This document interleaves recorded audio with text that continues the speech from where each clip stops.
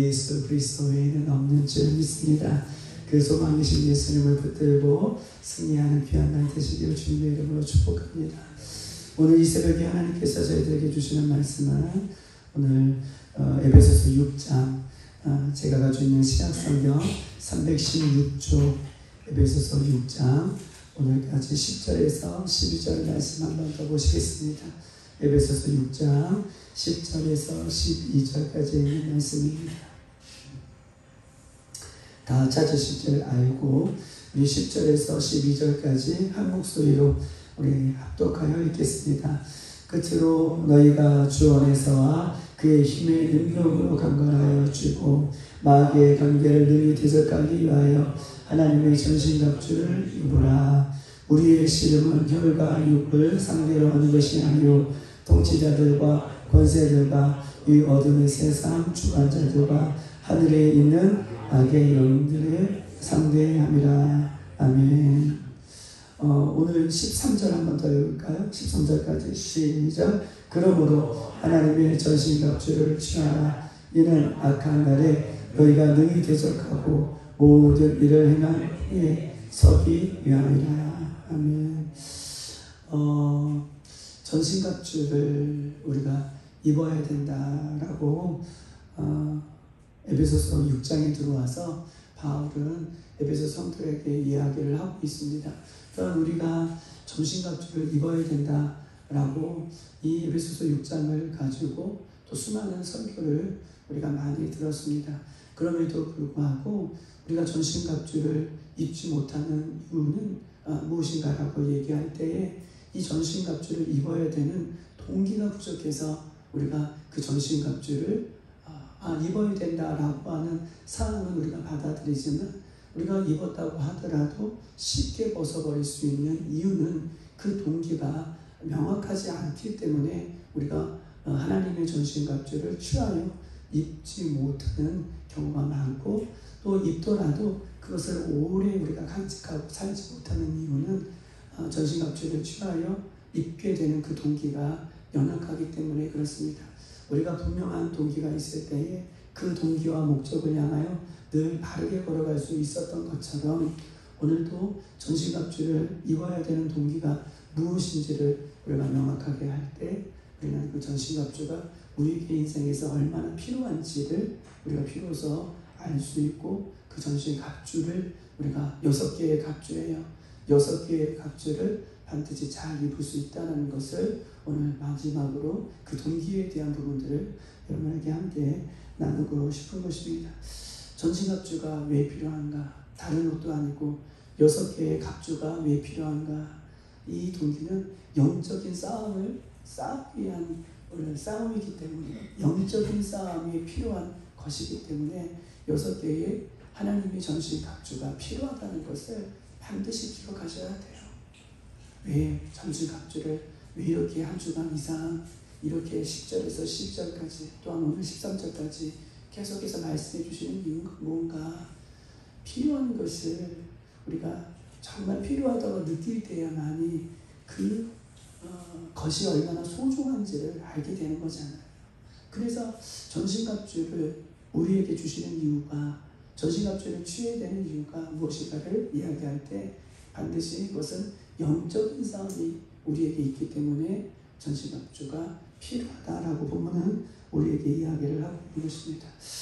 우리가 오해하는 것이 중에 있는 것인데 오해하는 것 중에 하나는 대장 되신 예수님께서 앞서 행하시는데 대장 되신 예수님께서 천국 가는 그날까지 앞서 행하시는데 왜 우리가 영적인 싸움이 필요한가?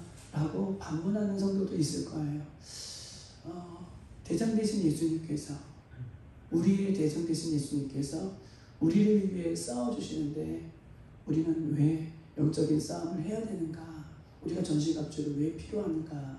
라고 반문하는 성도들은 있을 것입니다. 그러나 우리는요 대장 되신 예수님께서 앞서 행하여 주셨다 할지라도 그 대장 되신 예수님을 믿고 따르는 우리들에게도 반드시 영적 싸움이 있다라고 한 얘기를 오늘 본문은 우리에게 얘기하는 거예요. 우리는 예수 믿었기 때문에 손 놓고 그냥 필연적인 신앙생활을 하는 것이 아니라 우리의 신앙생활은 두렵고 떨림으로 적극적으로 날마다 성령의 충만함을 위해서 기도할 뿐만 아니라 예수님 다시 오실 때까지 사단의 그 관계를 이기기 위한 싸움을 우리도 싸워야 된다는 것을 이야기하는 거예요.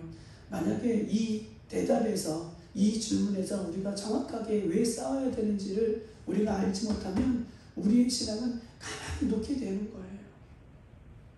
우리의 신앙은 머물러 있게 되는 거예요. 한 번도 성경은 그렇게 대답해 주지 않았어요. 믿음을 얘기한다면 반드시 순종을 얘기하고 그 순종 가운데 믿음이 있다라고 성경은 분명하게 좌우에 날선 검처럼 우리들에게 분명하게 이야기하고 있는 것이죠. 우리가 왜 싸워야 되는지, 대장 되신 예수님께서 싸워주셨기 때문에 우리는 그 길을 걸어가야 된다는 것을 이야기하고 있는 것입니다. 시편 19편 13절 14절은 이렇게 써 있어요. 시편 19편 13절 14절 또 주의 종으로 고범죄를 짓지 말게 하사 그 죄가 나를 주장치 못하게 하소서. 그리하시면 내가 정직하여 큰 죄과에서 벗어나리나이다 라고 얘기하고 있습니다. 14절 나의 반석이시요 나의 구속자이신 여호와여 내 입의 말과 나의 마음의 묵상이 주께 연락되기를 원합니다. 내 입의 말과 내 마음의 묵상이 주께 연락되기 위해서는 내가 나의 삶 속에서 무엇을 해야 되는가? 13절이 그 주제예요. 우리는 내 입의 말과 나의 마음의 묵상이 주께 연락되기를 원합니다.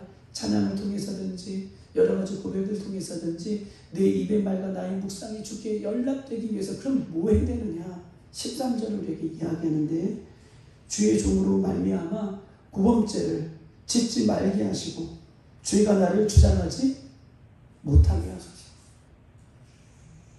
고범죄, 자범죄 이것을 한번 찾아봤습니다. 그랬더니 헬라어로 히브리말로 이렇게 썼어요. 쉐파라고 써 있는데 그것은 실행하는 죄가 고범죄예요. 실행하는 죄, 고범죄. 즉 매일 반복적으로 실행하는 죄. 이것이 나를 주장하게 하지 마시옵소서. 나를 주장 못하게 해 주시옵소서. 이것은 무슨 말인가요? 내가 매일같이 반복되는 고범죄, 이 죄를 주님의 십자가 앞에 날마다 회개하기를 원하는 거예요. 그리고 14절이 이어지는 거예요. 그 이후에 나의 입의 말과 내 마음의 묵상이 주께 연락되기를 원합니다. 시편 기자는 시편 19편에 이렇게 얘기하고 있는 것입니다. 매일 반복적인 짓는 죄, 그 죄가 나를 주장하지 못하도록 날마다 우리는 나의 죄가를 가지고 주님의 십자가 앞에 나가 회개함으로 하나님께서 깨끗해지신 그 그릇을 통하여 나의 입의 말과 나의 마음의 묵상이 주께 연락되기를 원한다 라고 그렇게 고백하고 있는 것입니다. 여러분 보십시다. 우리가 고범죄 매일같이 짓는 죄가 우리 안에 계속해서 머물러 있게 되면 나타나는 특징이 있습니다. 처음에는 죄를 지으면 너무나 마음이 힘들죠. 왜냐하면 우리 안에 성령님이 계시기 때문에 처음에 작은 죄라도 작은 거짓말이라도 짓게 되면 우리 마음에 뭐가 작동해요? 양심이 작동하지. 양심의 법. 우리는 양심의 법이 있어요. 양심의 법이 작동해요. 내가 이러면 안 되는데, 내가 누군데, 내가 예수 믿는 사람인데, 내 안에 성령님이 계시는데. 그런데 이 고범죄, 스스로 짓는 죄죠. 그 죄가 매일같이 우리에게 반복적으로 짓게 되다 보면 우리는 양심의 법인데 양심의 법이 점점점 그 기능을 하지 못하게 되는 거예요. 양심의 법이 혹 바울은 성령의 법과 육신의 법이라고 얘기해요. 성령의 법이 우리 안에 주장하고 있는데 자꾸 매일같이 짓는 이 죄가 반복적으로 짓다 보면 우리 안에 이 양심이 스스로 기능을 점점점 멈추게 되는 거예요. 그러면서 매일매일 짓는 죄가 이제 아무렇지도 않게 여겨지는 순간까지 오게 되는 것입니다. 매일매일 짓는 죄가 아무렇지도 않게 되어져요. 이 얘기하면 좀 이해가 되실까요? 우리가 새 옷을 사면 어떻습니까? 앉는 자리를 늘 점검하죠. 옷이 새 거기 때문에 앉는 자리도 점검하고 또 더러우면 피해서 앉고, 그러다가 새 옷에 더러운 것이 묻기 시작되면 그때부터는 뭐예요? 새 옷을 묻으면 더 관리하는 것이 아니라 새 옷에 더러운 것들이 계속 묻게 되면 그 다음부터는 에이, 그러면서 어떻게 돼요? 더러운 자리, 깨끗한 자리를 가리지 않고 앉게 되는 것입니다. 그러면서 뭐라고 끝에 사단은 우리에게 공격해 오냐면, 자꾸 더러운 죄들이 묻게 되면 사단이 우리에게 주는 속삭임이 있어요. 결과가 좌절이에요. 절망이에요. 내가 이렇게 신앙생활해서 되겠는가? 나는 신앙생활해도 안 되는구나 라고 스스로의 신앙생활을 자포자기 하게 되는 단계까지 가게 되는 것입니다. 그게 뭐예요? 처음에는 작은 죄라도, 작은 죄는 모양이라도 버리는 연습을 늘 하다가 이것이 작동이 안 되면 우리는 스스로 어떻게 해요? 하나님으로부터 멀어지게 되는, 신앙으로부터 멀어지게 되는 영적인 싸움을커녕 사장님 영적인 싸움을 싸우기는커녕 스스로 무너지게 되는 원인이 되기 때문에 우리는 전신갑주를 왜 필요하느냐? 우리는 전신갑주를 왜 입어야 되느냐? 우리는 전신갑주를 입고 날마다 우리의 삶을 되돌아보는 이유가 무엇이냐? 라고 얘기할 때 우리는 승리하기 위해서 입는 겁니다. 패배하기 위해서 입는 게 아니에요. 승리하기 위해서 우리는 전신갑주가 필요하다는 것을 본문은 우리에게 말씀하고 있는 것입니다. 여러분, 우리 안에는요, 두 개의 모습이 있어요. 우리 모든 사람에게는 두 개 있어요. 예수 믿는 사람에게 대한 이야기입니다. 예수 믿는 사람은 예수님으로부터 받은 구원에 뭐가 있어요? 은혜가 있습니다. 할렐루야. 우리의 노력과 우리의 힘이 아니라 주님께서 주시는 구원에 은혜가 있어요. 그런데 우리는 우리 안에 여전히 남아있는 뭐가 있어요? 죄가 있어요. 우리 안에는 두 개, 한 개가 공존해요. 우리는 예수님의 뭐가 있어요? 은혜가 있고, 우리 안에는 여전히 죄의 습관들, 옛 습관들, 죄의 모습이 여전히 남아 있습니다. 그런데 보십니다. 내가 내 안에 두 개가 공존하는데 은혜와 죄의 습관, 죄의 모습 중에서 내가 어떤 것에 먹이를 주느냐에 따라, 먹이라고 표현하면 좀 그렇지만 물을 주느냐에 따라서 은혜가 커질 수도 있고 죄가 커질 수도 있어요. 반대로 은혜와 죄가 있는데, 죄의 모습이 있는데 내가 어떤 거에 먹이를, 물을 주지 않느냐에 따라서 하나는 반드시 죽게 되는 거예요. 물을 먹는 쪽이 어떻게 해요? 사는 거죠. 저희 집에 안에서 키우는 화분이 있고, 저희 아내가 이제 이사 와가지고 고추도 심고 모도 심고 하겠다고 요만한 플라스틱이 아니라 스티로폼 상자에다 흙을 집어넣어가지고 거기에 뭐 여러 가지 심었어요. 치과도 심고 모도 심고 심었어요. 그리고 그 밖에다가 갖다 놨어요. 그런데 안에 있는 거하고 밖에 있는 것도 나 처음에는 열심히 했어요. 물도 주고. 그런데 햇빛이 뜨거우니까 밖에 있는 것은 관리가 안 되는 거예요. 뭐 요만한 스티로폼에 물을 얼마나 준다고 해도 그것이 증발되고 그러다 보니까 나중에는 애들이 점점점 어떻게 해요? 시들시들해지더라고요. 시들시들해지니까 더 물을 안 주게 되더라고요. 재미가 없어요. 물을 계속 열심히 줘도 얘가 시들시들해지고 나중에는 물을 줘도 효과가 없구나 라고 생각하니까 어떻게 해요?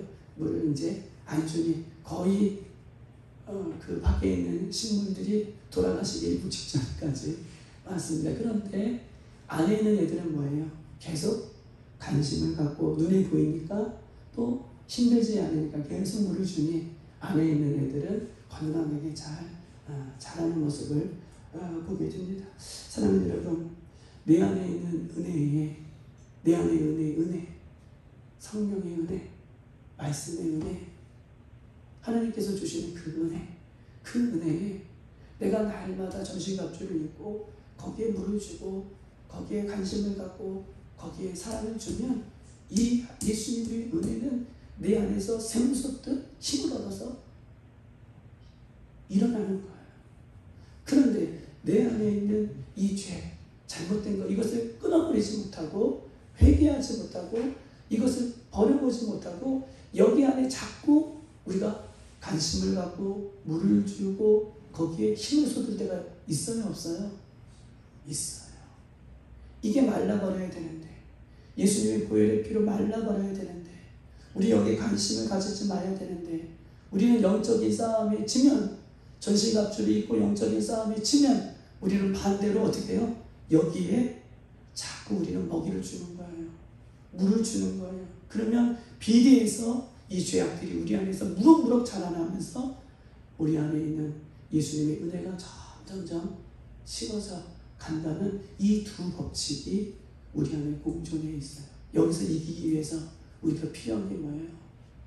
하나님의 전신 갑주를 필요로 하다 라고 이렇게 이야기하면 이 전신갑주가 얼마나 중요한지 여러분 동기가 되시겠습니까?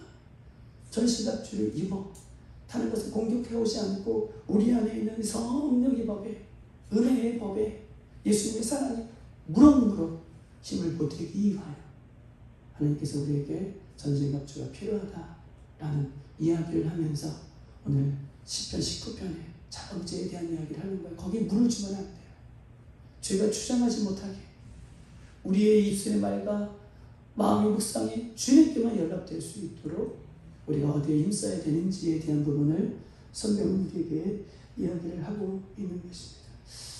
사랑하는 여러분, 내 안에 성령의 법이 나를 온전히 주장할 수 있도록 우리가 전신갑주가 필요하다라고 말을 하고 있는 것이죠. 오늘 13절 다 같이 한번 읽어보십시다. 그 얘기를 하는 거예요. 13절 시작. 그러므로 하나님의 전신갑주를 하라. 이는 악한 날에 너희가 능히 대적하고 아멘 모든 일을 행한 후에 서기 위함이라. 아멘. 악한 날에 너희가 능히 대적하고 그 다음에 끝에 모든 일을 행한 후에 서기 위함이다 라고 이야기를 하고 있는 것입니다.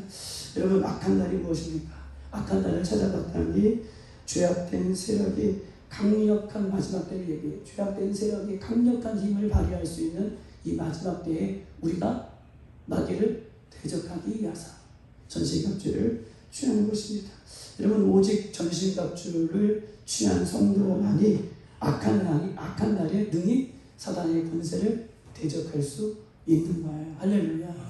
악한 날에 오직 서기 위함인데, 마귀라 사단의 권세를 대적하기 위함인데, 사단의 권세를 대적할 수 있는 힘은 하나님의 전신갑주를 입은 자만이 마지막 날이에요. 마지막 날에 온전히 서기 위함이다 라고 얘기하고 있습니다.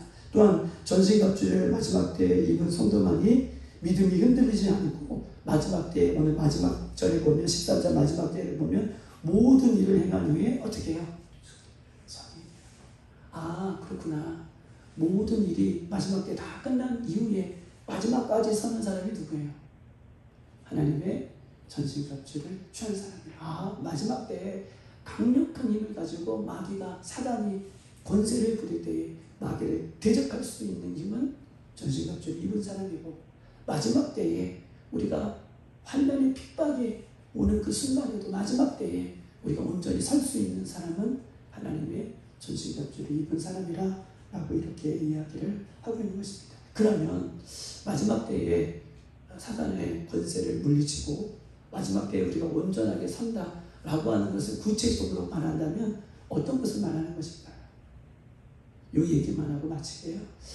마귀를 대적하고 내가 하나님의 전신갑주를 취하여서 온전히 산다. 이것을 구체적으로 얘기한다면 이런 말입니다. 하나님의 전신갑주를 취한다는 것은 하나님과 예수님과 늘 그렇죠. 동행한다는 것을 얘기해요.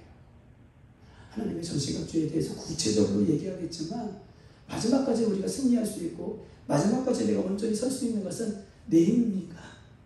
아니죠. 누가 동행해 주셔야지 이길 수 있어요? 예수님과 동행해 주셔야지. 예수님이 동행해 주셔야지 마지막까지 우리가 승리하는 거고요. 예수님이 동행해 주셔야지 마지막까지 우리가 온전히 선행하는 거예요. 그러면 전신갑주는 뭐냐? 전신갑주는 여러 가지 6가지를 이야기하지만 그것을 구체적으로 종합적으로 말한다면 늘 우리의 삶 가운데에 예수님과 동행하는 것, 이것이 하나님의 전신갑주를 취하여 살아가는 인생이다 라고 이렇게 이야기할 수 있는 것입니다. 여러분, 우리가 어저께 봤던 것처럼 사단은요, 마귀의 관계 24시간 우리에게 선전포고에서 들어와요. 24시간이에요. 그런데 24시간 동안 우리를 쉬지 않고 포기하지 않고 마귀의 관계가 우리를 향해 올 때에, 우리를 목적 삼아 우리에게 달려들 때에 우리가 이길 수 있는 것은 누가 동행할 때? 그렇죠. 예수님과 동행할 때에 우리는 얼마든지 마귀의 관계를 이길 수 있다라고 얘기하는 것입니다. 히브리서 2장 14절 15절 이렇게 써 있어요. 히브리서 2장 14절 15절. 자녀들은 혈과 육에 속하였으며 그도 예수 그리스도죠. 그도 또한 같은 모양으로 혈과 육을 함께 지니심은 죽음을 통하여 죽음의 세력을 잡은 바 곧 마귀를 멸하십니다. 예수님께서 이 땅에 우리처럼 혈과 육의 모습으로 이 땅에 오신 이유에 대해서 얘기하고 있는 것인데, 히브리서 2장 14절에는 죽음을 통하여 죽음의 세력을 잡은 바 곧 마귀를 멸하기 위하여 이 땅에 우리의 모습처럼 오셨다는 거예요. 우리가 육신의 몸을 입고 누구의 공격을 24시간 받아요? 마귀의 세력에, 세상 어둠의 권세 잡은 이 마귀의 세력에 육신의 몸을 입고 온 우리들이 공격을 받잖아요. 그런데 히브리서 2장 14절은 예수님이 이 땅에 육신의 몸을, 우리처럼 육신의 몸을 입고 오신 이유는, 예수님은요, 마귀의 관계를 어떻게 해요? 이기기 위해서. 마귀의 권세를, 마귀의 죽음의 권세를 어떻게 해요? 멸하시기 위하여 이 땅에 오셨다라고 성경은 우리에게 이야기하고 있습니다. 예수님은요, 사단의 권세를 이기신 분이에요. 그것을 이기기 위해 이 땅에 오셨어요. 그러면서 15절 이렇게 쓰였습니다. 또 죽기를 무서함으로 한평생 이어 종노릇하는 모든 자들을 놓아주려 함이라. 마귀에게 속하여서 종노릇하고 죽음의 종노릇하는 자들을 뭐해주기 위해서? 놓아주기 위해서 이 땅에 예수님이 오셨어요. 그러면 보세요.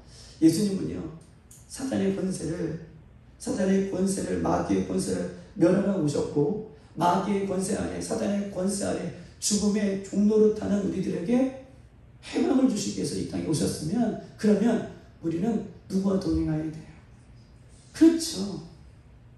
우리에게 이김을 주시는, 사단의 권세를 멸하게 하시는, 죽음의 종노릇하는, 주의 종노릇하는 것에서 해방시켜 주시는 누구와 동행하셔야 돼요? 예수님께 동행하면, 빛이 동행하면 어둠이 물러가는 것처럼, 할렐루야, 그렇게 전신갑주가 필요하다는 것을 성경은 우리에게 이야기를 하고 있는 것입니다. 다시 말해서 예수님과 동행한다는 것은 무엇입니까? 더 구체적으로 예수님과 동행한다는 것은 내 삶에 내가 주인이 아니라 예수님이 주인이십니다. 예수님이 주인이십니다 라고 고백할 때에, 그때에 마귀의 관계가 물러가고, 그때 우리는 하나님의 전신갑주를 취하여 입는 것이다 라고 성경은 우리에게 이야기하고 있는 것입니다. 사랑하는 여러분, 13절을 꼭 기억하세요. 마지막 날 13절, 사단을 능히 대적하기 위하여 마지막 날 모든 일을 행한 후에 우리가 온전히 서기 위하여 하나님과 동행하고 예수님을 나의 인생의 주인으로 삼고 살아가는 것, 이것이 전신갑주를 취하여 우리가 입는 것임을 기억하시고, 오늘 이 전신갑주를 취하여 입기 위해서는, 마지막 결론이에요, 이 전신갑주를 입기 위해서는 내 옷을 벗으셔야 돼요. 여러분의 옷을 벗으셔야 됩니다. 여러분의 옷을 벗으셔야 예수님의 생업 옷을 입을 수 있고 전신갑주를 취하여 입을 수 있는 거예요. 아무리 전신갑주를 취하여 입어야 됩니다라고 동기가 여러분에게 주어졌어도 여전히 나는 내 옷을 입고 있으면, 여전히 내 인생에 내가 주인 되어 살아간다면 예수님의 전신갑주를 취할 수 없는 것이죠. 오늘 새벽에 내가 벗어야 할 옷이 무엇인가? 사울이 자랑했던 갑옷은 무엇인가? 골리앗이 하나님 앞에서 자랑했던 그 갑옷들은 무엇인가? 그 갑옷을 벗으셔야 돼요.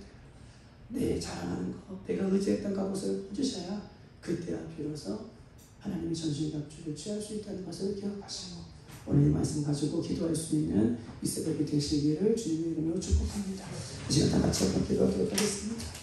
하나님, 우리에게 하나님의 전신갑주가 필요합니다.